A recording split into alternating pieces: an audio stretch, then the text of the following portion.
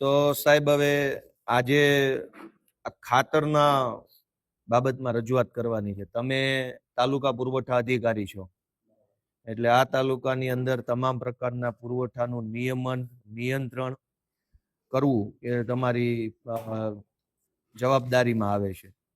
હવે દર વર્ષે એવું થાય છે કે વાવેતર સમયે જ ખાતર ન હોય. દર વર્ષની કકળાટ છે આ.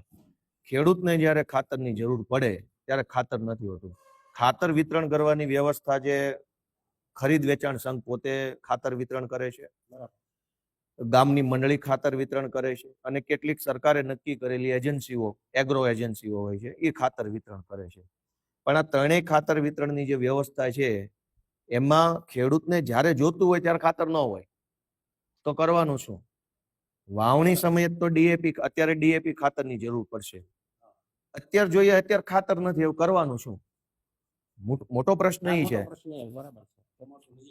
હા, તો આ તો કઈ આ વખતનો નથી, દર વર્ષનો પ્રશ્ન છે. તો સરકારી તંત્ર શું કામ કરે છે? પુરવઠા અધિકારી તમે છો, તો પુરવઠાનું નિયમન કરવું કે ભાઈ કેટલા પુરવઠાની જરૂર પડશે, તે પૈકી કેટલો પુરવઠો આપણા તાલુકામાં ઉપલબ્ધ છે, એનું આગોતરું આયોજન કોણ કરશે?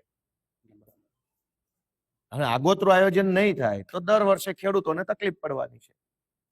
એટલે આજની અમારી રજૂઆત એ છે કે અત્યારે આગોતરું વાવેતર, જેને આપણે ઓરવીન વાવેતર કે ઓરવણી ચાલુ થઈ છે, એમાંય ખાતર મળવાની મુશ્કેલી ચાલુ થઈ છે.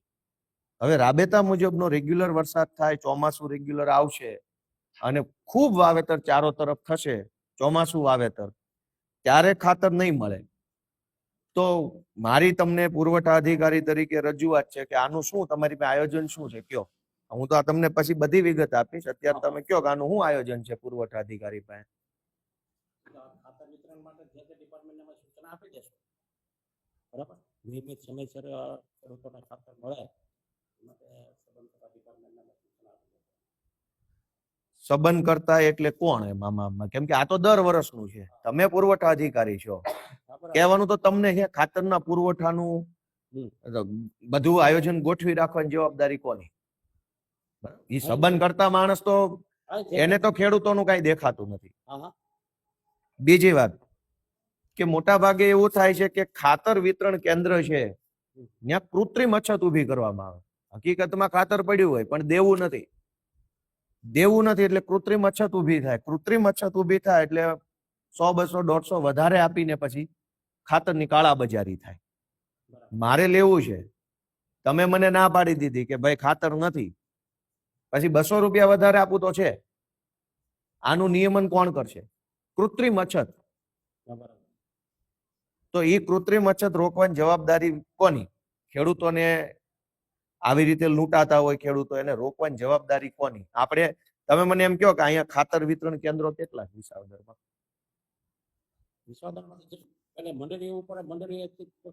કુલ એનું કઈક તમારી પાસે રજીસ્ટર નહીં હોય?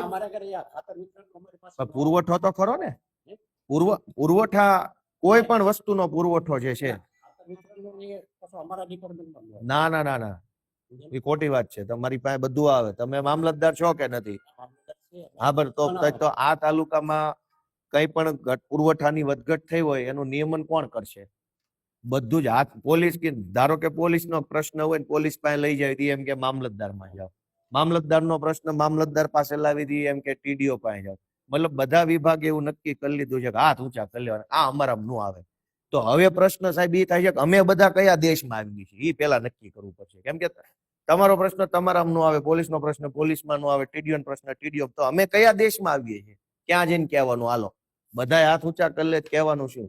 અને સૌથી મોટી વાત, ઉભા રહે, આપણા ગુજરાત રાજ્યમાં દારૂ ઉપર પ્રતિબંધ છે કે દારૂ મળે છે? પ્રતિબંધ છે. તોય દારૂ બેફામ મળે છે. બધાને તમે ન બોલતા, તમે અધિકારી છો, અમને બધાને ખબર છે. હોમ ડિલિવરી દારૂની મળે છે. દારૂ ઉપર પ્રતિબંધ છે તોય દારૂ જોઈએ એટલો મળે છે, હોમ ડિલિવરી ઘરે બેઠા મળે છે. ખાતર ઉપર પ્રતિબંધ નથી પણ ખાતર મળતું નથી, તો કોને જઈને કહેવાનું? અમે કઈ બાંગ્લાદેશી નથી, ઓલા ચંડોળા તળાવે રે ઈવડાઈ અમે નથી. અમે તો આ દેશના જ છે. અમારી 500 પેઢીઓ આ દેશમાં થઈ. દારૂ ઉપર પ્રતિબંધ છે, દારૂ જોઈએ એટલો મળે, ઘરે બેઠા મળે, અને ખાતર પૈસા દેતાય ન મળે, એનું શું કારણ? તો તમારી તાલુકાના મેજિસ્ટ્રેટ તરીકે, પુરવઠા અધિકારી તરીકે કાંઈ જવાબદારી ખરી કે પછી ગમે એટલું કહીએ એનો કોઈ અર્થ નથી? ના, એ તો અમે કહેશું એ લોકોને, મંડળી વાળાને બધાને કહેશું અમે. બીજું કે ખાતર લેવા જઈએ તો ને આધાર કાર્ડ માગે છે.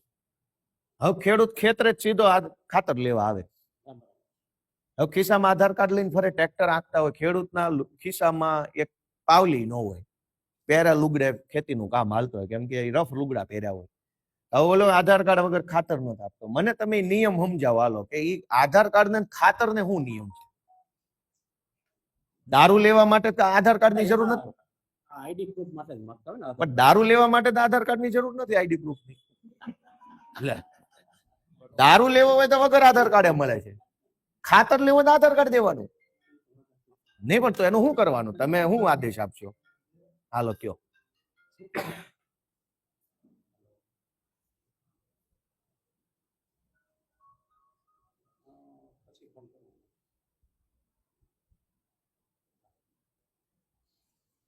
ખાતર માટે આધાર કાર્ડ ને ખાતર ને હું આઈડેન્ટિટી પ્રૂફ ની શું કામ? ખાતરમાં શું જરૂર છે?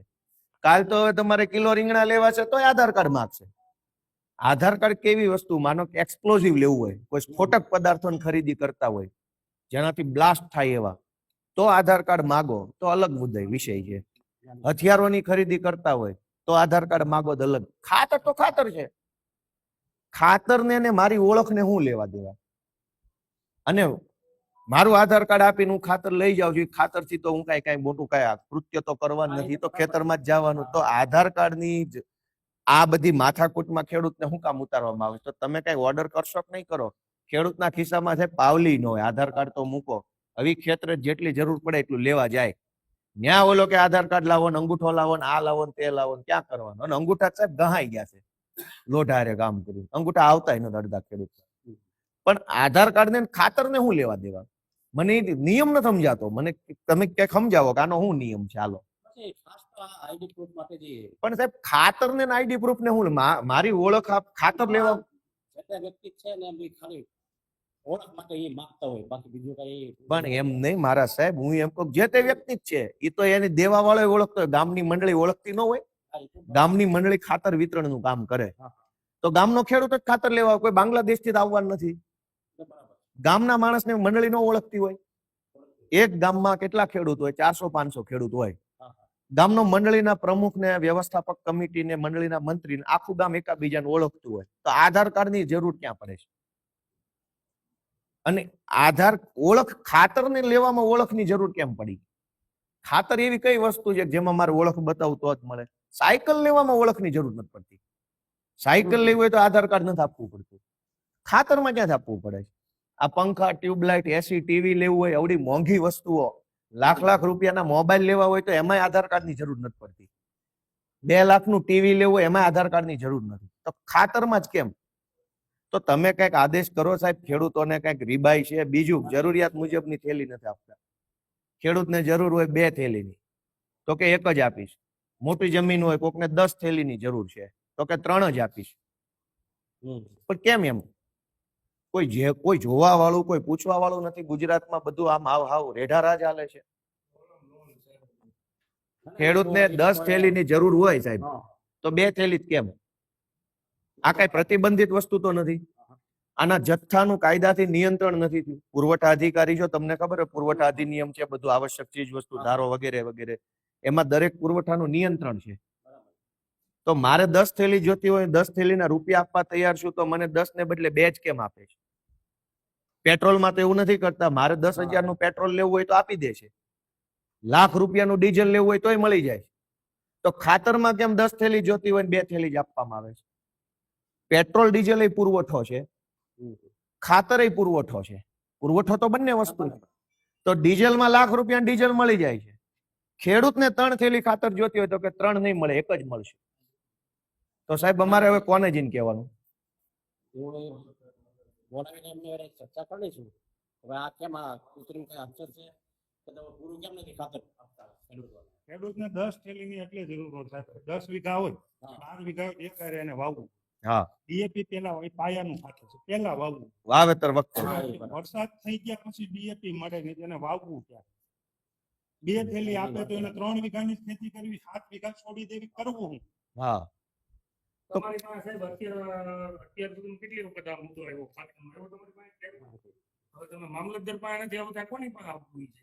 આ તો ક્યાં આપણે ક્યાં આવી છીએ એ પેલા પ્રશ્ન કરો. ભારતમાં આવી છે કે આપણે વિદેશમાં આવીએ છીએ? સાહેબને જ ખબર નથી ખાતરની એજન્સી ક્યાં છે.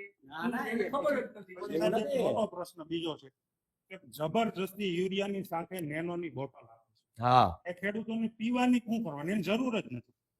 ખાતર લઈએ હમ, હમ. તો નેનો યુરિયા, નેનો ડીએપી એવા નેનો એટલે લિક્વિડ ખાતર સરકારે બનાવ્યા છે. તમે મને એમ કહો કે મારે જે માલ લેવો હોય એ જ લેવાનો, તમે જબરજસ્તી આપો એ લેવાનો હોય. એક થેલી ખાતરની લે ખેડૂત, જો તમારે જે લેવો હોય એ તમને પણ તો હું તમે શું કરશો? હાલો નેનો નો લે તો ખાતર નો 600 રૂપિયાની નેનો ફરજિયાત લેવો. 600 રૂપિયાનો કારણ વગરનો ખર્ચો છે. એક થેલી યુરિયા લીધું હોય તો એની હારે એક બાટલો 600 વાળો લિક્વિડ યુરિયાનો ફરજિયાત પકડાવે છે. અને 600 વાળો બાટલો ન લ્યો તો યુરિયાની થેલી આપતા નથી. તો કરવાનું શું? હાલો કયો, ક્યાં જઈને કહેવાનું? બાંગ્લાદેશી છે, બાંગ્લાદેશ ત્યાં અમદાવાદ આવી ગયા ત્યાં સુધી કોઈને વાંધો નથી. અમે એક વળી ખાતર માગવી તો આખું સરકારી તંત્રને તકલીફ પડી જાય છે.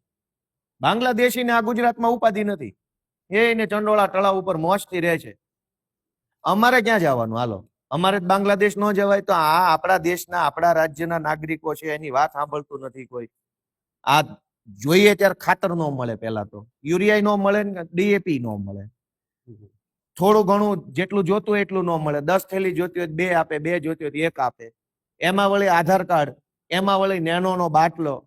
હવે ખેતી કરવી કે ઝાડવે ટીંગાઈ જવું છે? તમે માર્ગદર્શન આપો. શું કરવું? ખેતી કરવી કે લટકી જવું? હું વાત કરીશ એ લોકોને કે વાત આમ નહીં સાહેબ, તમારે લેખિતમાં આદેશ કરો. જો મેં આમાં લખીને આપ્યું છે કે જરૂરિયાતના પ્રમાણમાં ખાતરનો પૂરતો પુરવઠો ઉપલબ્ધ કરી રાખવા માટે સંબંધિત વિતરકોને પુરવઠા અધિકારી તરીકે, મામલતદાર તરીકે યોગ્ય આદેશ લેખિતમાં આપો. ખાતર વિતરણ કેન્દ્ર ઉપર ખાતરની કાળાબજારી ન થાય અને કૃત્રિમ અછત ઊભી ન થાય એના માટે કડક સુપરવિઝન રાખો અને એની નોંધ રાખો. ખાતરની સાથે સાથે જબરજસ્તીથી નેનો ખાતરની બોટલનું વેચાણ જે કરવામાં આવે છે ગેરકાયદેસરનું છે, એના માટે લેખિત આદેશ કરો. આ 3 મુદ્દાની રજૂઆત છે. આધાર કાર્ડ વાળી રજૂઆત મેં મૌખિક કરી છે. આ બાબતે તમે લેખિત આદેશ કરો એવી અમારી માંગણી છે. આ ઓછી કોપી છે, આમાં લઈને અમને સહી કરી. બીજા કોઈ ખેડૂતોએ કઈ કહેવું હોય સાહેબને ધ્યાન દોરો. સાહેબ, તમારે તો પેલા સરકારમાં રજૂઆત કરવી પડે અને આ ખાતર કંપની છે ને એને રજૂઆત કરો. આવડા એજન્સી વાળાને બેઠે કાંઈ નથી થવાનું. અને સરકારમાં તો બધું તમારે સરકારને તમારે આ ખેડૂત પરેશાન છે. આપનું જે આવેદન પત્રથી સરકારમાં જ મોકલશો અમે, પણ છતાં આ લોકોને સૂચના આપી દેશો. ઈ તમને કહે કે કંપનીમાં જ નથી આવતું, ત્યાંથી કહે તમે એનો જવાબ ઈ જ આપો. આ તો સાહેબ બધા ગોઠણેથી જવાબ છે. કાગળિયા ઉડાઉડ કરે છે બધા. હું તમને આપું ને તમે ઓલાને આપો ને ઓલાને આપે ને ખાતર નહીં મળે. કાગળિયા ચારે બાજુ ઉડશે, ખાતર નહીં મળે. આ બંધ નહીં થાય. અમે તો થાકી ગયા આવેદન પત્રો આપીને, પણ હવે શું કરવાનું? અત્યારે ઓરવવાનું ચાલુ થઈ ગયું ધામેધામ. આ વરસાદ પડ્યો એટલે લોકોએ વાવી દીધું. હવે ડીએપી નથી, ડીએપી વગર વાવણી થાય. હા હા, એ તો બરાબર. અમારા ગામમાં 100 ખેડૂત રાહ જોઈને બેઠા છે કે ડીએપી ક્યારે આવે. હા ખેડૂત નો મળે આપણે મેપો ફોન કરે તો એની વાડીએ પૂછી જાય રિક્ષા. હા, અમુક માથાભારે માણસોને ઘરે આવીને આપી જાય. દારૂની બોટલ કેમ હોમ ડિલિવરી થાય? ભાજપનો નેતા તો વાડીએ પૂછી જાય, ખટારા ભરાય. ભાજપ વાળાને મળી જાય છે, આમ ખેડૂતોને નથી મળતું. દારૂની બોટલ એમ્બ્યુલન્સમાં ભરે આનો. શું કરવાનું કયો? બંધ કરી દીધું. આધાર કાર્ડ તો સાહેબ એ તમારે લેખિત આદેશ આપવો પડશે. હું તમને આધાર કાર્ડ ને ખાતર ને કાંઈ લેવા દેવા નથી. ડીઝલ લેતી વખતે આધાર કાર્ડ આપવું પડે છે, તો ખાતરમાં કેમ? ડીઝલ પુરવઠો છે, ખાતર પુરવઠો છે, પેટ્રોલ પુરવઠો છે, કેરોસીન પુરવઠો. આધાર કાર્ડ કેમ? ઘઉં, ચોખા, ચણા, જણસ લેવામાં આધાર કાર્ડ નથી, ડુંગળીમાં આધાર કાર્ડ નથી, બટાકામાં નથી. બધું જ પુરવઠો છે, બધું જ કાયદામાં લખેલું છે. આધાર કાર્ડ ને ખાતર ને હું લેવા દેવા? મને સમજાતું નથી. મારી ઓળખ ને મારે શું કામ આપવાની? કે બાંગ્લાદેશી આવીને ખાતર લઈ જવાના છે અને ગામનો ખેડૂત છે ખાતર નહીં લેતો? ઓળખની જરૂર શું પડે છે ખાતરમાં? ખાતર કઈ બંદૂક તો છે નહીં કે કોને આપી એનું ધ્યાન રાખવું પડે. અને તમારી પાસે કઈ રેકર્ડ નથી કે કેટલા કેટલા લોકો ગામમાં ખાતર વેચે, એ તમને ખબર નથી. તો પછી આધાર કાર્ડ નો અર્થ શું? એ લઈને ક્યાં આપે છે? હાલો તમે મને કયો. આધાર કાર્ડ ખાતર વિતરણ કરતી કંપની જે છે, સહકારી મંડળી અને સંઘ, એ કઈ સરકારી તો છે નહીં. તો એ આધાર કાર્ડ લઈને કોને આપે છે? ક્યાં તો મામલતદારમાં જમા કરાવતા હોય તો સરકારી થઈ ગયું, પ્રાંતમાં જમા કરાવતા હોય તો સરકારી થઈ ગયું. એ પોતે તો કઈ ઓથોરાઇઝ છે નહીં.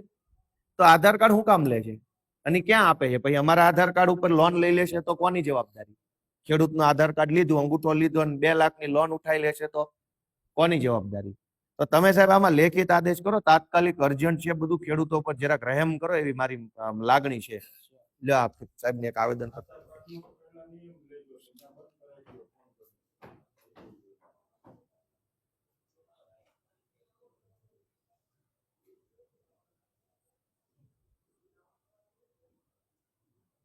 ચાલો, ખૂબ ખૂબ આભાર સાહેબ તમારો. Thank you so much.